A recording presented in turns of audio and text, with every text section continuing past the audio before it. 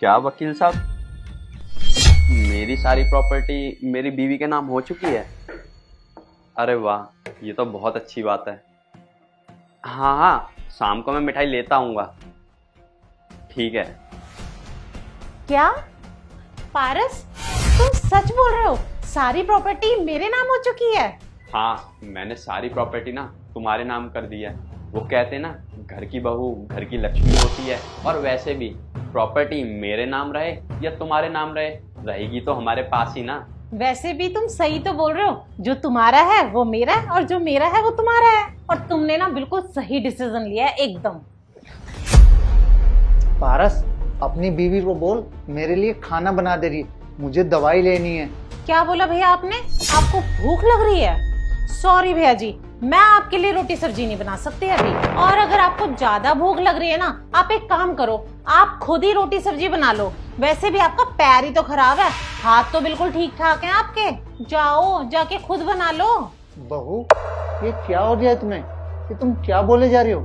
रोज तो मेरे लिए खाना तुम ही बनाती हो ना। हाँ, पहले मैं खाना बनाती थी, लेकिन अब मैं बिल्कुल भी खाना नहीं बनाने वाली, क्योंकि अब मैं इस घर की नौकरानी नहीं हूँ जो 24 घंटे इस घर के काम ही काम करती रहूं। और आपके ना सिर्फ पैर ही पैर खराब है, हाथ बिल्कुल सही सलामत है आपके। तो जाओ, जाके खाना खुद ही बना लो।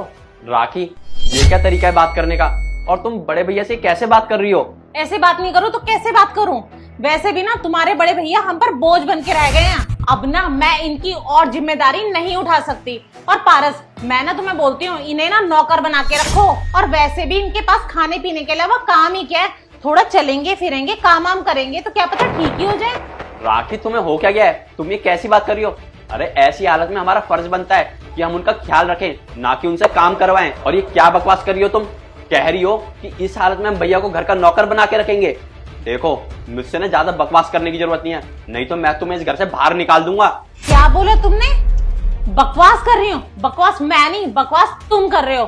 और शायद तुम भूल गए हो, मैं इस घर की ना नौकरानी नहीं हूँ, मैं ना इस घर की मालकिन हूँ, मालकिन। और मुझसे ना बकवास की तो तुम्हारे बड़े भैया के साथ साथ तुम्हें भी इस घर से निकाल दूंगी। लगता है तुम ऐसे नहीं मानोगी। निकल जाओ मेरे घर से, निकल जाओ, अभी के अभी निकल जाओ मेरे घर से। ऐसे कैसे निकल जाऊंगी मैं इस घर से? इस घर से ना निकलोगे तुम और तुम्हारा ये भाई। एक काम करो, अपना बोरिया बिस्तरा पैक करो और निकलो इस घर से, क्योंकि मैं नहीं जाने वाली इस घर से। पारस, मैंने तुझे कहा था ना, शादी से पहले इस लड़की की अच्छी तरह से जांच पड़ताल कर ले, पर तू मेरी बात नहीं माना।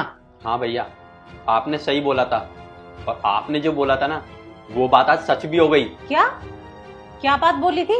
यही समझाया था मुझे कि शादी करने से पहले लड़की की जांच पड़ताल कर ले, वो हमारे घर के लिए ठीक रहेगी या नहीं, और वो हमारे घर को बनाने के लिए आएगी या उजाड़ने के लिए।